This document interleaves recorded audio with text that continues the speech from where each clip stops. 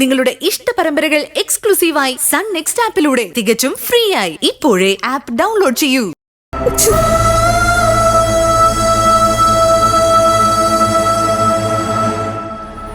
മോനെ, ഉമാദത്തം പറഞ്ഞൊക്കെ നീ കേട്ടല്ലോ. അതിന് മറുപടി പറയേണ്ടതും തീരുമാനമെടുക്കേണ്ടതും ഇനി നീയാ.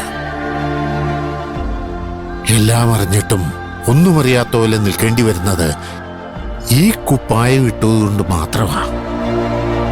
കുംഭസാര രഹസ്യം പുറത്തു പറയാൻ പാടില്ല എന്ന സഭാ നിയമത്താൽ ഭാരപ്പെട്ടുകൊണ്ടുകൂടിയ കർത്താവിനറിയാം എന്റെ ഗതികേട്. ഞാനൊരു പുരോഹിതനല്ലായിരുന്നെങ്കിൽ ഈ നിമിഷം എല്ലാ രഹസ്യങ്ങളും അയാളോട് തുറന്നു പറഞ്ഞ് നിന്നെ അയാൾക്ക് കാണിച്ചു കൊടുക്കുമായിരുന്നു. അത്രയ്ക്കുണ്ട് അയാളുടെ മനസ്സിന്റെ വിങ്ങൽ. മനസാക്ഷിയുള്ള ഒരാൾക്കും അത് കണ്ടു നിൽക്കാൻ പറ്റില്ല. അപ്പോ ന്യായമായും നിനക്ക് ചോദിക്കാം, വളഞ്ഞുവട്ടത്തച്ഛൻ എന്താ മനസാക്ഷിയില്ലെന്ന്?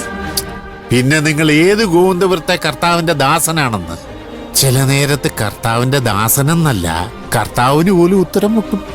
ഈ ഭൂമിയുടെ കിടപ്പങ്ങനാ. പാലിക്കേണ്ടത് പൊതുനിയമങ്ങളാണോ അതോ മനസ്സിന്റെ നിയമങ്ങളാണോ എന്നൊരു കൺഫ്യൂഷനിലാണ് ഒരുമാതിരിപ്പെട്ട മനുഷ്യരെല്ലാവരും. മോനെ ആദി, പൊതുജീവിതത്തിന്റെ പരിധികൾ വിട്ട് മനസാക്ഷിയിൽ കൈവച്ചുകൊണ്ട് അച്ഛൻ നിന്നോടൊരു കാര്യം ചോദിച്ചാൽ അതിന് ഉത്തരം തരില്ലേ? പലതവണ മുമ്പ് ഞാൻ ചോദിച്ചതാ. ഉത്തരം പറയാതെ നീ എന്നെ ഒഴിവാക്കിയതുവാ. എന്നാലും ശുഭാപ്തി വിശ്വാസിയായതുകൊണ്ട് ഒരിക്കൽ കൂടി ഒരു ശ്രമം നടത്തുക. പൂജ എവിടെ ഉണ്ടെന്ന് നീ എന്നോടെങ്കിലും ഒന്ന് പറയടാ.